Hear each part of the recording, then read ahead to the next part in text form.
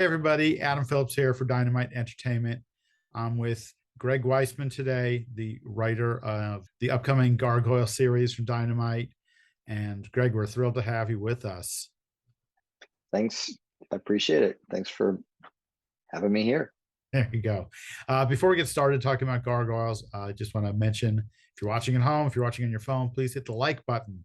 And please also subscribe if you haven't done that already so you don't miss any content coming from the Dynamite YouTube page in the upcoming days, weeks, months, and years, because we have a lot of content there. You don't want to miss it. So, Greg, your history with gargoyles goes back all the way to the beginning.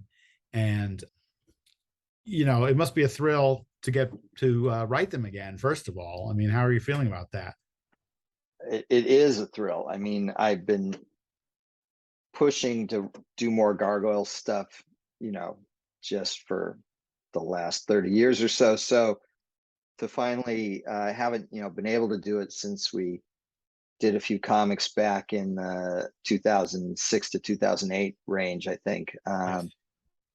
When my editor, Nate Cosby over at Dynamite, called me and said, "Hey, do you want to do Gargoyles comics?" I'm like, yes. Try and stop it. Yeah.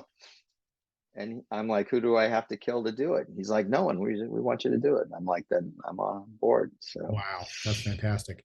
Did you have a story in mind? Have you been like percolating on a particular story for a long time, or? I have, yeah. Mhm. The storyline for the first big arc is called Here in Manhattan.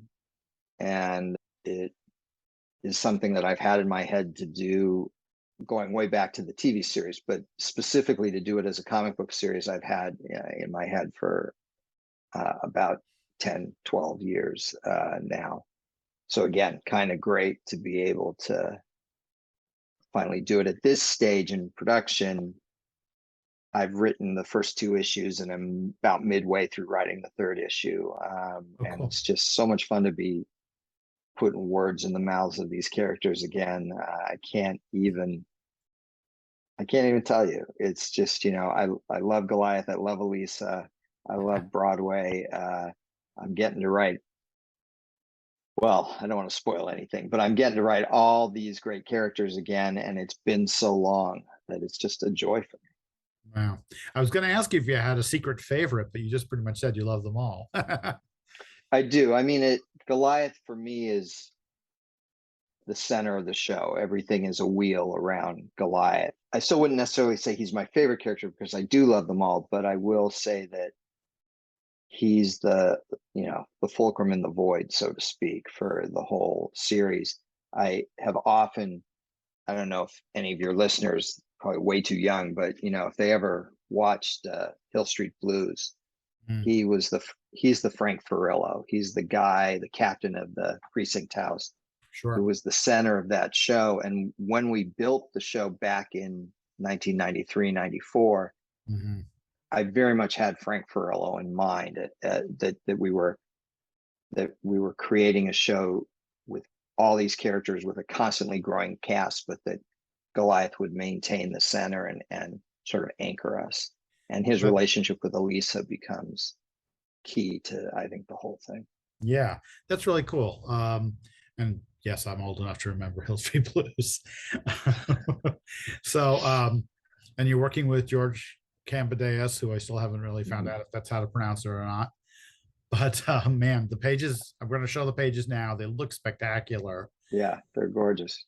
Can you give us a little? Just really vibrant. Yeah. I love his coloring style and very cool. Yeah, really fabulous. Can you give us a little clue as to what the story is going into it? I mean, I assume you have to kind of reintroduce the characters, but. Right. I mean, I think particularly in the very first issue, there's a bit of sort of reintroduction for the audience, because we're hoping that this isn't just an activity for old school fans, though I really do think old school fans are going to love this. Yeah. But we also want it to be a jump aboard point for people who maybe haven't seen a single episode of the show or anything like that. We're not going to bog them down with every bit of detail through 65 episodes and 18 issues that came before, but we'll make sure they've got what they need to know to move forward. But yeah, I mean, we've got a story that sort of opens with something that we established, which is that the mutates down in the labyrinth, Lisa's brother Derek, who goes by Talon, and his mate Maggie the cat are expecting a baby. And what happens next? That baby's gonna be of interest to a number of different people. I wouldn't be surprised. And this sounds like a very unusual occurrence in this world and for these kind of characters. Yeah, mutate isn't born every day. Right, yeah. And there's so few of them to start with. It's do you have thoughts about where you want to take it from there? I mean, this sounds like a big story to begin with, but yeah, I mean, this is that piece about Talon Maggie's baby. That's just a piece of the Here in Manhattan storyline. We've got a building story about the various crime families in Manhattan and how one goes about fighting organized crime when you're a gargoyle who's only awake at night, with our two big crime bosses, Tony Dracon and Tomasz Brod, both being incarcerated. There's a power vacuum, and what rises to fill that vacuum becomes a big issue in the series as it pushes forward. wow. And we have other storylines too. That's just the tip of the iceberg. We really want to get a sense of life for our characters, both gargoyle and human, mutate, robot, zombie, cyborg, you name it, all of them.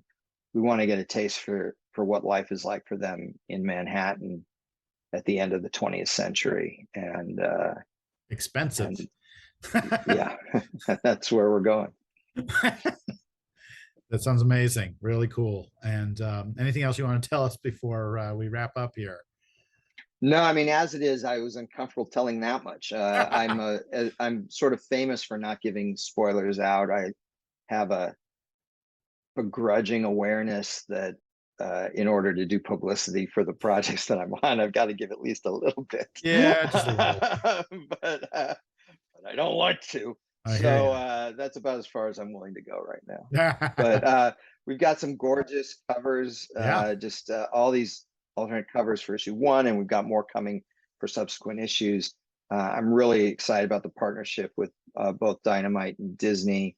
I'm thrilled that they're enthusiastic about this book. It's not just like, okay, yeah, let's try it, we'll put it out. It really feels like we've got a team behind it, pushing to let this story make some waves, and hopefully that'll bring in readers. And then hopefully once they read it, if I've done my job, because I know George is doing his job, then we'll hook them and be able to be doing this for quite some time. And I'm love this because, again, Gargoyles has been my baby since 1991, which is when I first started developing the show. And obviously that's a long damn time. And I love these characters, and I would write them ad infinitum if I'm able to. Very cool. We're going to show those fabulous covers now. They're amazing, but it's particularly great. We've got Amanda Connor, who was involved in the comic from at the very beginning, doing covers and doing some of the interior art as well, real early in her career. So that is very cool to see. And Greg, it is great talking to you. I look forward to seeing more, reading more. We'll probably do more of these chats in the future if you don't mind. Happy to do it. Fantastic. All right. Thanks so much.